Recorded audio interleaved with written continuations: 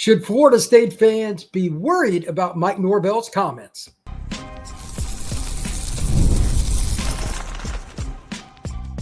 You are Locked On Seminoles, your daily podcast on the Florida State Seminoles. Part of the Locked On Podcast Network, your team every day. Welcome back into Locked On Seminoles. I am your host, Brian Smith, longtime college football recruiting analyst. Thank you for making Locked On Seminoles your first listen each and every day here on the Locked On Podcast Network. Truly appreciate you stopping in to talk some Noles with me. We are almost to game day, a few days away from the Noles hosting the Alabama Crimson Tide.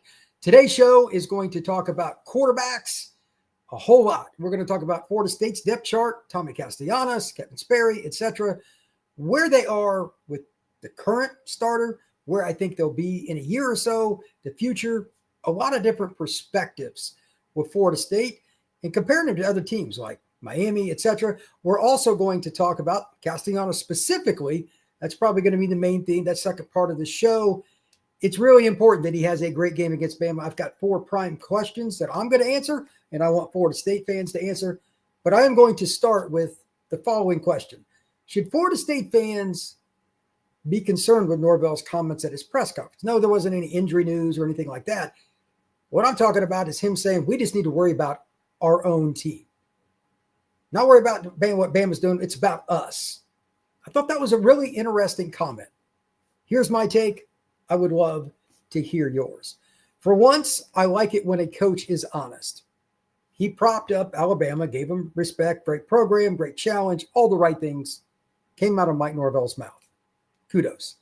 But more importantly, he admitted when you're trying to drag a team up from a 2-win season, in essence, you have to attack what your team needs to do regardless of who you play.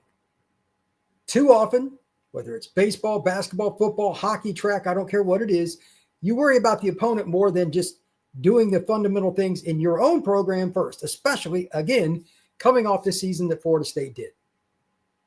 No, Florida State fans should not be disappointed. They should be very happy. Doesn't mean that Florida State's suddenly going to beat Alabama. Newsflash. Alabama has more talent. Newsflash. Most people are picking them to win big. There's a reason for it. But for Florida State to get to where they want long-term, you got to focus every single day. As Norvell said, go watch the press conference. I can only give you so much. You have to literally watch it. Don't listen to it. Watch it on YouTube because it will be more important. Body language. Very important for a press conference right before a major game like Bama coming to Florida State. He was happy to talk about his team, getting his team ready, developing the steps they've taken, different players, depth chart stuff. He was pretty calm. And Mike, again, really focused on what was needed for the program. And if you read between the tea leaves here, this isn't about the Bama game. This is about Florida State for not just a couple of games, not just a 2025 season. This is elongated. Fundamentals, breaking it down. Like, I am 100% steadfast that Florida State's coaching staff is breaking it down. They're trying to get rid of the loose edges that don't want to be a part of the program. They're just going to play the guys that do it the way they need them to do it to get to the promised land in 2 or 3 years. I know nobody wants to hear Florida State's not going to be great this year or even just pretty darn good. They're probably not going to be. But this is the slow build, and this is how you have to do it. I even made a phone call to a former Florida State player today, and he 100% agreed with me and even went further. He's lower on Florida State this year than I am, and I think they could end up around 6-6 after the latest information. I'll get into that in a second. But he thinks that's the only way they're going to do it. They got to get away from the portal is what he told me. And I'm like, you sound like me. But anyway, to make a long story short, Norvell and his staff have figured that out. Hey, we got to break this down. We got to worry about us, not worry about all the attention on Alabama, a top 10 or top 5 team. We got to take care of Florida State. And amen to that. When you worry about the opposition, you miss the forest for the trees here. Fundamentals with Florida State football last year were an abject disaster. They're trying to get rid of that, and the microcosms at each spot that need to be taken care of, for lack of a better phrase, can be addressed by each position coach. Part of that's getting the right players in. Part of it's getting rid of some of the players. But now that you're in the end of fall camp and you're in prep week, it's just time to work on what you need. And I thought that was refreshing, like really refreshing. I'm obviously, if you listen to this channel at all, I am not a Mike Norvell guy. And I'm being extremely kind in saying it that way. I am not remotely. But I will give credit when it's due. They could have went at this a lot of different ways, and he could have been, woe is me. He could have been frantic, whatever. He wasn't. He just wants to focus on his team. And here's an interesting quote from Mike from the press conference. It's a competition. Not talking about Bama versus FSU, talking about his team competing this week. Like starting positions, playing time, all that. He was giving some small nuggets in broad senses. I mean, I give him credit, like guys like Ira from War Chant and stuff, they ask great questions, and kudos to them. But Norvell is handing out basic softball tosses if you really look at it. He's not giving you the answers because some of it's touchy. You got to figure it out on your own. We're rebuilding here is what he's saying, like bottom up. Again, I know no Florida State fan wants to hear that. It's going to be a long season. But give the man credit for saying that. He screwed it up. And now he has to help, quote unquote, rebuild it. But the path is not going to be fast by using the portal or just playing guys that felt like they were entitled, like some of the guys last year. They have mitigated that in the offseason, getting rid of a couple of guys that were defensive linemen that you may not like too much. They transferred out to other schools. Florida State said, have a nice day. You want more money? Get out of here. Those were great decisions. They brought in better coaches, way better coaches. Small, brick by brick pieces. I'm very happy with what Norvell has done since the conclusion of the 24 season. There's nothing about the 24 season I like. There's not a nice way to say that. But this press conference was kind of a culmination of all of that into one. It's kind of like an exhale. We started to turn the page and turn the corner. I like that. Here's another quote from Norvell that I think is important. And I think he's just curious about it. And every Florida State fan, and myself as somebody covering Florida State daily from every angle possible, watching every podcast I can to try to get any piece of information I can about them, calling people, whatever. This is a very important question. What we do in the moment, and he just kind of had that look on his face. That could be used in a lot of different ways, but here's how I took it. Bama scores a touchdown. Maybe they get an 80-yard score to Ryan Williams. Whatever. Something goes wrong. How do you look at yourself in the mirror, and how do you adjust? If you don't adjust the way that you need to, it'll go awry even worse, and you'll go even further down this year than expected. Now, they're still going to be way better than last year's team, right? Don't get me wrong. That's not going to happen. But this is a key question. Norvell was right to ask it. What do we do in the moment? Adversity is going to strike at some point during this football game. I liked how he handled the press conference. I thought it was one of the best ones that Norvell has had since he's been in Tallahassee. It was kudos. And to be honest, I'll take more of that. I'll take seconds on that any day of the week. When we come back, I'm going to break down 4 critical questions about Tommy Castellanos specifically against the Alabama Crimson Tide. That is next here on Locked On Seminoles. Are you still paying full price for gas, Florida State fans? Stop leaving money behind. Get real cash back every time you fill up with the free Upside app. Simply download the free Upside app in the App Store on Google Play or on Google Play right now and start earning cash at the pump today. Use the limited time code FOOTBALL and get an extra 25 cents back per gallon on your first fill up. You could make up to $300 a year just from buying gas that you already needed anyway. At first, you might think that it's too good to be true, but that's not the case. It's actually legit. People are getting paid just to make money or just to take their daily commutes. They're going to do it anyway. Why not do it for less? And you can too. Plus, you can cash out anytime to your bank account, PayPal, e-gift card, Amazon, or other types of brands. Don't let this offer drive by. Download the free Upside app now using the limited time code football for a limited time 25 cents per gallon. That's promo code football. Offers vary by user and location. Go to upside.com for terms and conditions. This show is also brought to you by our friends over at Supply House.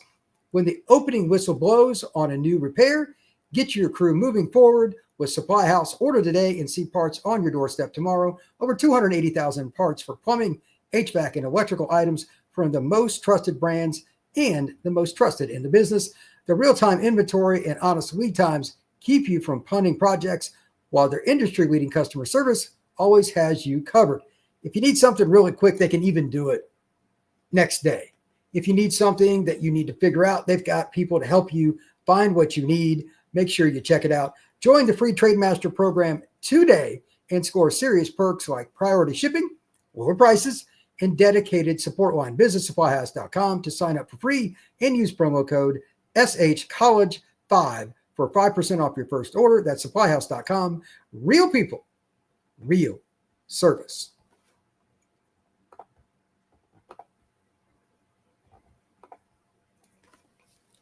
Thank you once again for making Locked On Seminoles your first listen each and every day. If you're not already, become an everydayer. Truly appreciate you stopping in to talk all things Noles as we head into Bama Week. So like and subscribe. And now, my 4 questions that I have about Tommy Castellanos in this game. You can take these any way you want. You can like it, you can dislike it, but these are certain things that pretty much every quarterback's got to answer the bell on, especially as it relates to Tommy, with him being a mobile quarterback. This is fitted around Gus's offense, which I know well. I covered Gus when he was at UCF. I've seen it up close, practices, games, etc. I've got a really good feel for it. I saw Tommy in high school. I know him. He's a great guy. These are the questions that I think are most important. I could have went 20 deep, but these are the 4 that I think are the most important. Number 1 is the one I have no answer for, and I'm just hoping. I know like Locked On wants us to get strong answers about our own question. I don't have a strong answer. I need to see it. Is my answer. And that question is this. First down throws. How does Tommy do in terms of just raw accuracy? He hasn't played in this offense since he was a freshman. I have no idea. They didn't let anybody into practice. Heck, Ira and all those guys that are in talent, they don't know either. And even if you had seen it, this is the nature of quarterback play, there are days guys are just freaking red hot. It's just absolutely insane. Absolutely insane. 2016, I believe it was, Pittsburgh went to Clemson and won. A no-name quarterback from Pittsburgh went bananas. Bananas. They beat Clemson, who was way better than them, probably a 2 or 3 touchdown favorite, beat them in their house. The reason is the quarterback was just on fire. He was dropping dimes on a day that you just didn't expect. It's what it is, man. Football is like that. You just don't know. So with that in mind, what do you think? Is Tommy going to be good enough on first down throws when they give him chances, whether it's play action, bootleg, whether it's improvision on an RPO and he extends the play, throws it to the flat, anything? Is he going to be able to help Florida State move the chains on first down? Because if he doesn't, they get behind the chains quite a bit when they throw. It's going to be rough. Vital that this answer ends up being yes. In hindsight, we're going to see soon enough. Number 2, third down decisions. Now, this isn't just passing. Let me be very clear. There's pre-snap and there's post-snap, both running and passing. This is going to get convoluted. There's no way around it. It's football and it's quarterback play. So pre-snap reads. Bama's going to show him every piece of trash look you can think of. They got a good coordinator. They've got insanely talented players, and they've got a lot of different pieces back from last year. Same coaching set. Like, they've got all the different makings of throwing the kitchen sink at Tommy. New to this team, not scheme. New to the team.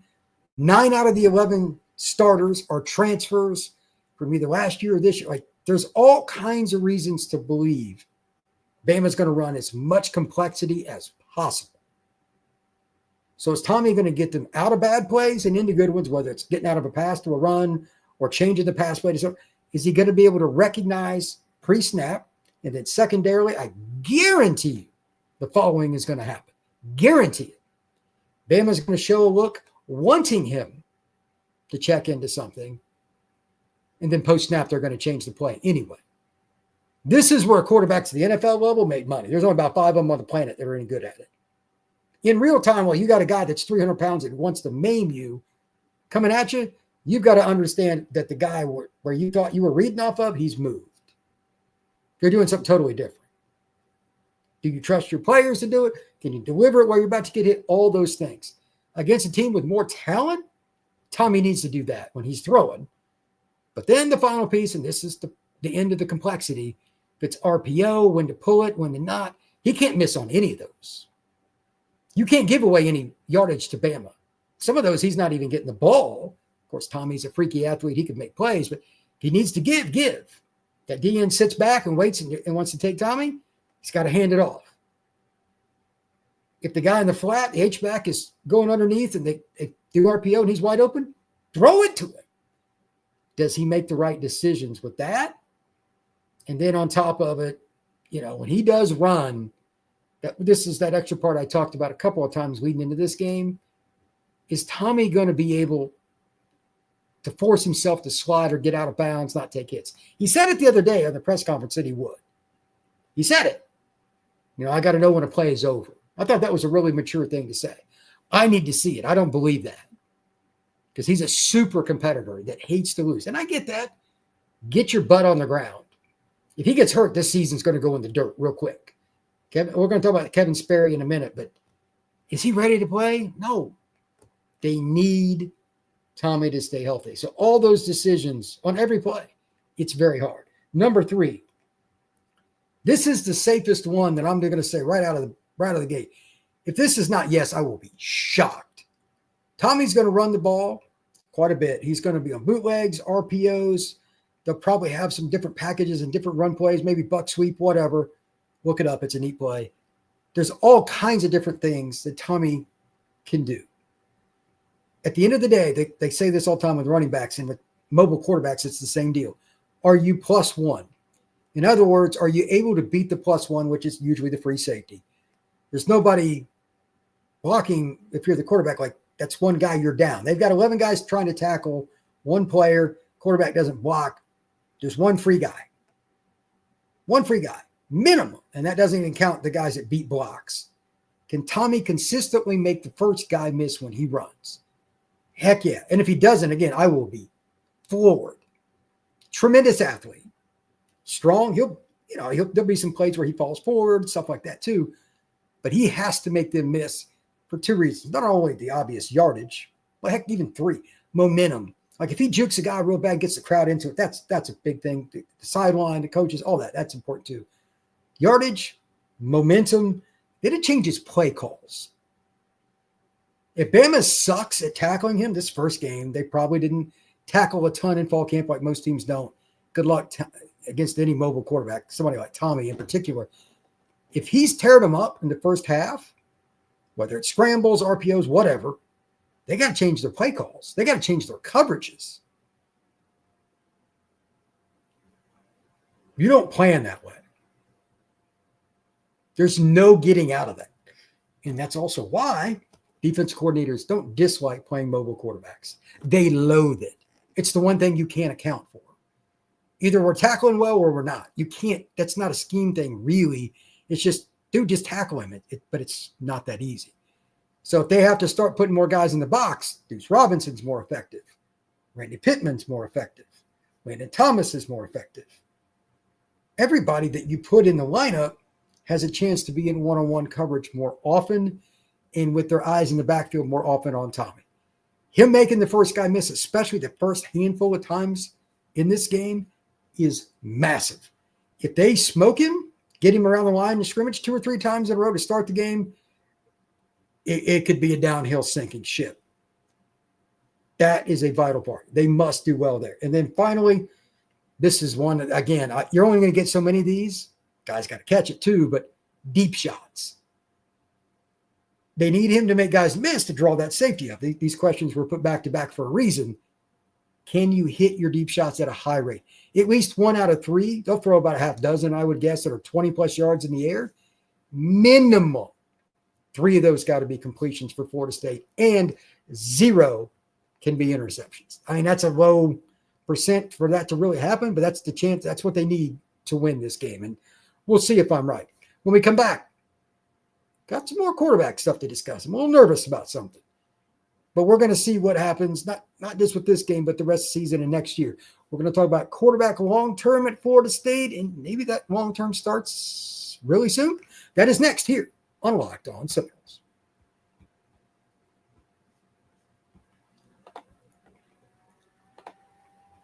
College football is back, and I couldn't be more excited.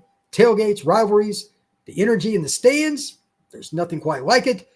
But let's be real, actually getting tickets can feel like a battle. More than the game itself, endless queries, hidden fees, prices, changing at checkout. There's a lot of different things that aren't that fun. So that's why I use Gametime, the app that gives the advantage back to you, the fan. It's the easiest way to score last-minute tickets at the best prices with no hidden fees. If you pull up Gametime, you can click on something, see your seat right from your phone or your tablet, and you're also going to have an opportunity to get the price up front. It's a little bit different with Gametime than with some of the other apps, and I can tell you this personally, there's nothing quite like having the opportunity to win the battle against the ticket company, because I've been screwed over enough times, and I'm sure many of you have as well. It's not cool. A lot of these companies don't care about you, so make sure you check out Gametime. Take the guesswork out of buying college football tickets with Gametime. Download the app, create an account, and use code LOCKEDONCollege for $20 off. Terms apply. Again, Locked On College for $20 off. Swipe, tap, ticket, go. Download Gametime today. Are you ready for Kevin Sperry to be in the lineup for the Florida State Seminoles? I asked this question because I don't know what Florida State's going to do. This always drives me nuts. Florida State's not the only culprit here. You get these depth charts with oars all over the place. Who's going to be the quarterback if Tommy gets banged up in this game, or any other? Who's going to be the quarterback? Kevin Sperry's a true freshman out of the state of Texas, very talented young man, has a lot of speed, a lot of athleticism. I went and watched his film again today. Man, he's got some power. Power in the right arm, power in his upper body to run guys over. He's not much fun if you're trying to tackle him. He can make you miss, or he can run over you, or he can just make you look bad by juking you. It's Gus's offense, but all the same things are still going back to this. True freshman. I understand he enrolled early, but he's never played in a college game. He's never taken the sidelines in a Florida State uniform. He has never seen what it's like to be tackled full speed by a Division I college football player. It's possible. It's possible. If you think about Florida State's scenario right now, I wish that it wasn't this way. But if you go back a couple of years and just now about 21, like 21, 22, Florida State's depth chart should be a lot different than what it is right now. Then in 23, they get Brock Glenn. Good player, but he doesn't really fit Gus's. I know they're trying to say he does. He can run it. Is it optimal? No. But he's got a lot more experience in college. He's a third-year player. They got to figure that out sooner than later. Is it still Brock as a redshirt sophomore? Is it Kevin Sperry as a true freshman if Tommy gets hurt? And let me take it a step further, because they're not going to tell us anything, and I really have no idea what they're going to do with it. I don't have an opinion. They got to have a formulated plan for Tommy not being here next year. They got to start thinking about that now, if they haven't already. If you do not have a plan at quarterback, you have a plan to get fired. Every team goes to the quarterback, whether they like it or not. And Mike Norvell is an offensive guy, and obviously Gus is as well, his mentor. And as the coordinator, I'm sure they talk about this stuff. Has Sperry made enough jump to make you feel comfy? I don't know what they think of that, but it's a really important one for me, because at some point, Tommy's going to get banged up, and you have no choice but to play him or to play Brock. Maybe end up playing both. I don't know. But this is my take and what I would like. Just hear me out. Ideally, if for any reason Tommy's out for more than a game, I think you should play Sperry, because while it may pain people to hear this, I think Florida State's chances of winning a national title this season or next are about the chances of me dunking on Shaq in his prime. It's not going to happen. So you might as well build for the future. And I don't think Brock Glenn's going to help you win a national title. I don't think he's a bad quarterback. but he just doesn't fit Gus's offense the way I see it. You need to be full-on dynamic, in my opinion, to run Gus's offense. Dynamic. He is not. It's not going to make guys miss shaking guys. So I would rather them play Sperry. And I also bring that up for the following. If you look at the teams that are rivals, Clemson, Florida, Miami, and they've got Notre Dame on the schedule multiple times coming up too. Just looking at those four programs. Those are major college football programs, rivals, etc. Notre Dame's taken the top quarterback several years in a row. They got a 26 that's good. They got a good 27, etc. Florida State's got a good 26. We don't know about 27 yet. Jaden O'Neal's going to be a pretty good player. Clemson's got Tate Reynolds, like a kid out of Queen, Arizona, really good. I saw him at Rivals, 5-star. Miami's got back-to-back years. They got Luke Nickel, Darion Coleman in the 25-26 classes. Florida still has DJ. I'm not sure what's going to happen with them long-term. They've got a quarterback that was committed to Florida State last year that flipped to them, and they got another kid, long-term, big pocket passer. We'll see, but they don't have anybody like DJ. But everybody's that they're going against is recruiting consistently at quarterback. So Florida State needs to figure it out. And the good news, again, you've got Sperry and you've got Jaden O'Neal back-to-back class. You should be pretty good there. But are they going to be able to see for sure what they have? Or are they still guessing? The only way to know is to play them. So I am all in favor of Kevin Sperry being on the football field for Florida State this year. Again, I know you can't announce it just like, hey, we have no chance anyway, but that's reality from a guy in the media. You're not winning the national title this year. Your goal is to eventually get there. Let Kevin play by his senior year. Who knows how good he can be? Think about it. Jordan Travis, he was awful early on in his career. He's terrible. It's a slow grind with quarterback, man. It is tough. Let him get out there and play if he's as good as what they've said. Now, I wouldn't be saying this if Florida State hadn't given him kudos in different public appearances in front of the microphone at these press conferences. They've done it. And he's been, kind of in that and/or situation as the backup. So why not? If Florida State is not ready to do that, then why would you put him in that situation on the depth chart? Why would you talk about him, etc.? I'm just saying. I'm hoping Florida State plays Kevin Sperry. If it comes to that, in some way this season, he needs to get significant playing time. They need to know what they have to help them recruit for the future and just playing for their future in general. So we'll see what happens. Thank you once again for making Locked On Seminoles your first listen each and every day right here on the Locked On Podcast Network. I am Brian Smith, longtime recruiting analyst, hoping to bring you as much Florida State information and insight as I possibly can each and every day. So please like and subscribe, share this podcast, comment down below. If you're on Apple, make sure that you download it, set it up for the automatic download so you get it every single day. That would be great. And after this, we also have something else. It's college football week, folks. It's another big moment for Locked On college football fans. Locked On and Fire TV present College Football Kickoff. Yes, Locked On has its own show, your ultimate college football weekly preview. Drake Toll of Locked On Big 12 leads the conversation along two-time AP Coach of the Year, Gary Patterson, former college star Jesse Holley, and Locked On's local experts like myself and several other people around the network. A college football preview only Locked On can do. Catch College Football Kickoff every Thursday through the season, only on Fire TV. Thank you once again. We will see you again soon here on Locked On Seminoles.